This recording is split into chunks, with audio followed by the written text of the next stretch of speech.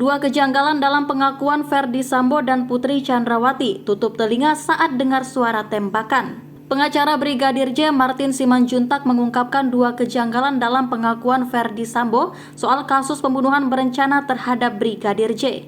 Hal pertama yang menurut Martin adalah kesalahan adalah apa alasan Putri Chandrawati masih mau satu mobil dengan Brigadir J menuju ke rumah Duren 3. Padahal Putri mengaku dirinya mengalami pelecehan oleh Brigadir J saat berada di rumah Magelang. Yang jadi pertanyaan, kenapa mereka masih bersama-sama ke Jalan Duren 3, padahal pelaku ruda paksa yang dimaksud adalah Yosua.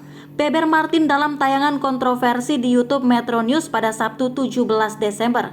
Kalau saya jadi Ferdy Sambo atau Putri, saya tidak akan mau satu wilayah rumah dengan orang yang sudah saya tuduh sebagai pelaku pelecehan, imbuhnya.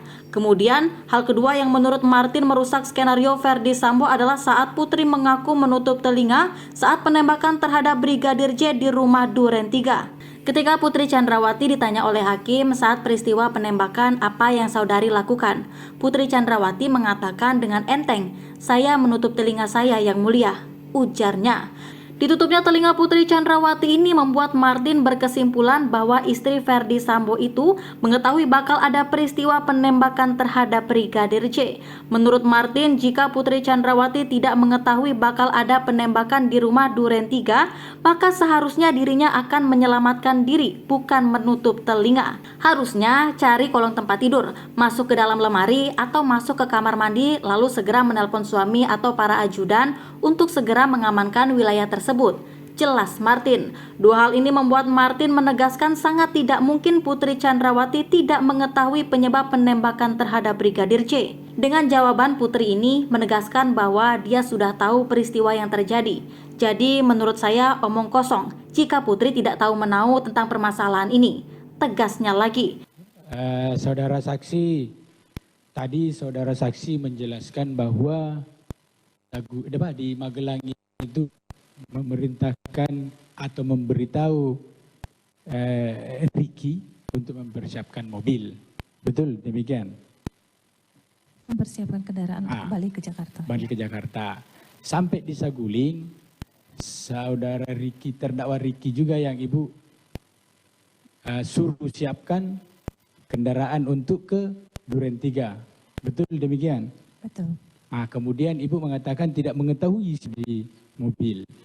Apakah ibu naik di mobil itu tidur atau apa, saksi itu tidur apa bagaimana? Mohon maaf yang mulia. Mohon maaf Bapak Jaksa. Saya waktu itu tidak enak badan. Saya tidak perhatikan sama sekali. Dan terus terang. Terus kalau tidak enak badan, matanya tertutup apa bagaimana? Saya tidak perhatikan sekeliling saya. Dan saya tidak pernah mengajak Atau Yosua. jalannya tunduk terus tidak melihat kiri kanan? Saya tidak perhatikan. Dan saya tidak pernah mengajak Yosua, saya tidak pernah mengajak Kuat, dan saya tidak pernah mengajak Richard juga. Tapi kemudian ibu tahu kalau orang-orang itu ada? Saksi tahu? Saya tidak tahu. Saya tahu Bareskrim menyetel CCTV. Kan aneh ini, tidak tahu tapi satu mobil kan jadi lucu. Karena saya tidak perhatikan. Waktu masuk. Ibu saksi dari Saguling ke Jakarta berapa jam? Saguling ke Jakarta. Dari Magelang ke Saguling? Mohon maaf maksud Bapak dari Saguling dari Magelang ke Jakarta itu berapa jam? Kurang lebih 7 jam. Jadi selama 7 jam itu tidak tahu? Mohon maaf, kalau dari Magelang ke Jakarta, saya turun dari atas, langsung saya naik mobil. Waktu itu sudah siap Kuat, ada di Richard di situ dan Susi itu membantu saya dari atas untuk memapah saya. Berarti dia kan tahu. Mohon maaf kalau yang itu saya tahu. Terus? Saya pikir tadi dari Saguling ke 46. Tadi kan saya ngomong dari Magelang, ibu saksi nyuruh Ricky siapkan mobil katanya kan? Iya. Pada saat di Saguling, saksi juga ngomong Ricky siapkan mobil, kan begitu? Iya. Betul demikian kan? Kalau dari Magelang, saya hanya menyampaikan ke Ricky pagi-pagi. Saya itu menyampaikan. Ibu sudah jelasin dari tadi berkali-kali. Yang kita ingin tahu ini, saksi tahu kalau tuh coba lihat sana dulu, sana itu siapa itu? Iya itu Kuat. Kuat itu? Dari Richard. Itu yang di belakang saya. Dek Ricky. Saksi Ricky. Iya. Nah, sekarang aja saksi bisa lihat, bisa tahu.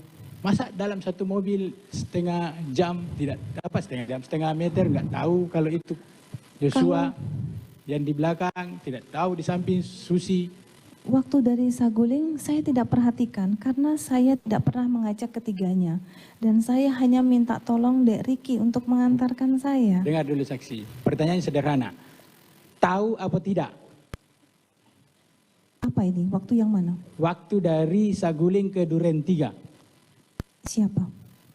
Keberadaan Kuat, Ricky, dan Richard. Dan korban Joshua. Kalau Ricky saya tahu karena pada saat saya turun saya minta tolong dari Ricky untuk mengantarkan saya isolasi ke 46. Untuk yang lainnya saya tidak perhatikan dan saya tidak pernah mengajak mereka. Bisa Kan Kuat ditanyakan tadi kepada Ibu mereka. saksi menjelaskan bahwa setelah turun di Duren 3 menyerahkan tas ke Kuat. Itu Kuat yang menghampiri saya. Berarti kan ada kan? Iya, saya Berarti tahu. tahu? Saya tahu setelah sampai. Oh tahu setelah sampai. Karena Kuat menghampiri saya dan Kuat yang menyampaikan. Berarti tahu? Tahu pada saat Pada itu. saat masuk di rumah, kan dibukain pintu sama si terdakwa Kuat. Saya tidak pernah merhatikan lagi. Joshua lihat? Saya tidak almarhum. perhatikan di mana Yosua.